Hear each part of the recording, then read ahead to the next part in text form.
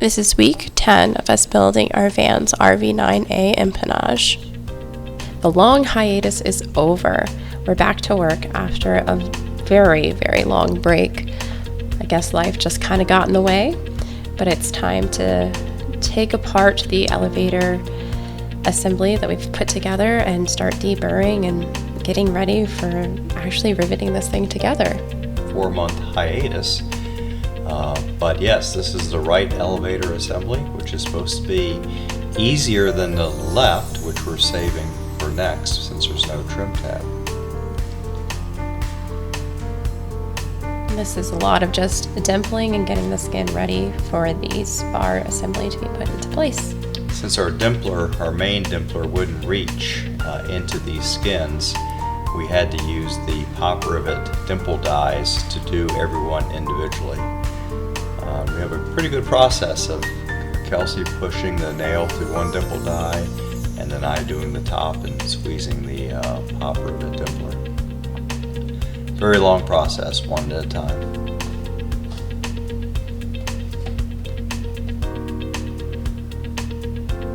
Okay, now we're getting ready to do the spar and rib dimpling.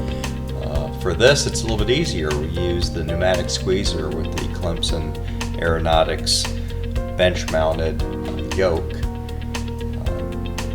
We almost finished all that in the time it took me to say that.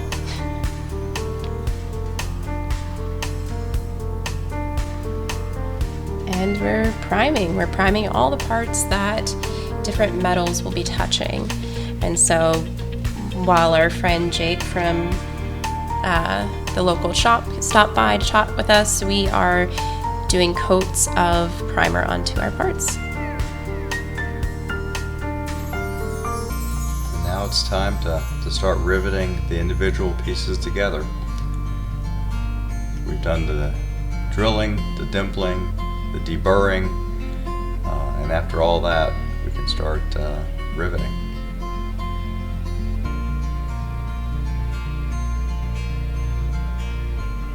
And as I watch this video, I realize that we're being extra careful because it's been 4 months since we've done this kind of work, so it takes us a little bit to get back into the learning curve. Definitely time to get back into the groove of things. And even with that, you can see, and I'm sure Kelsey will talk about it, but we made a mistake right here at this point where we assumed that the counterbalance skin went one direction. We put 50 rivets in, and only to find out a little bit later in the video that we had the skin oriented incorrectly, and we had to drill out all 50 rivets. I'm an expert now at drilling out rivets. Definitely have perfected it.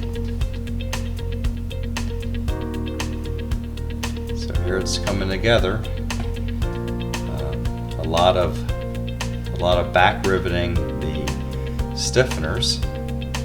So the hardest part here, where it was really easy to do the back rivet onto the metal plate, the harder part was holding the skin open wide enough to get the rivet gun in. So as you can see, Kelsey took a 2x4 and evenly lifted up the skin so that I could do the back riveting. I think we probably had 7, 8 stiffeners on each side, something like that. Yeah, it was a total of 16 stiffeners. So that'd be 8 on each side. Yeah. And just repetitious. Put the rivets in, tape them in place, and then back rivet them. And by back rivet, we have a steel plate under, and you actually just use the rivet gun to form the shop head.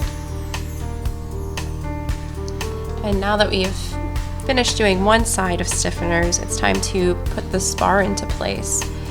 I know it seems a little backwards that you wouldn't do all the stiffeners at once, but you do one side, put the spar in, do the other side, and then you're able to rivet the whole unit together.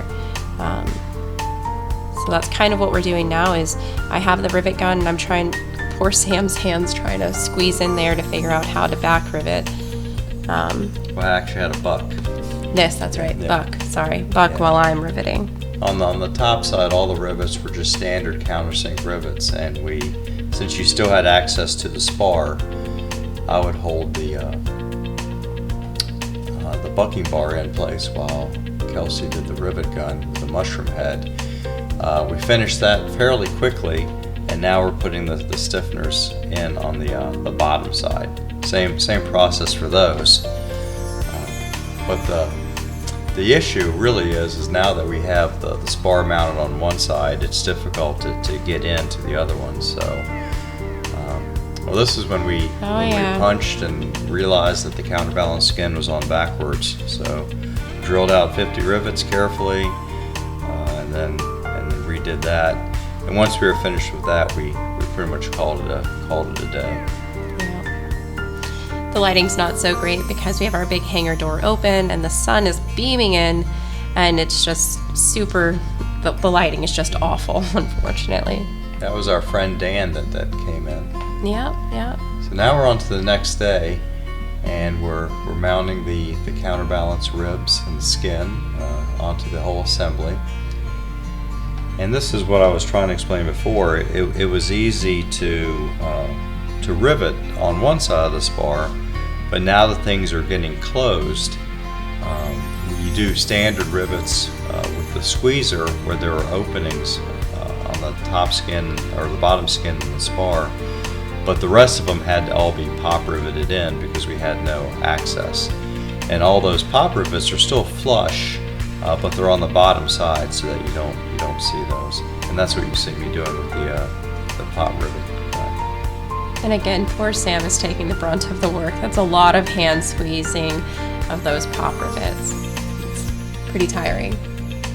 Yeah, but Kelsey had to lift every rivet and hand it to me. That was very, very tedious work I had to do there.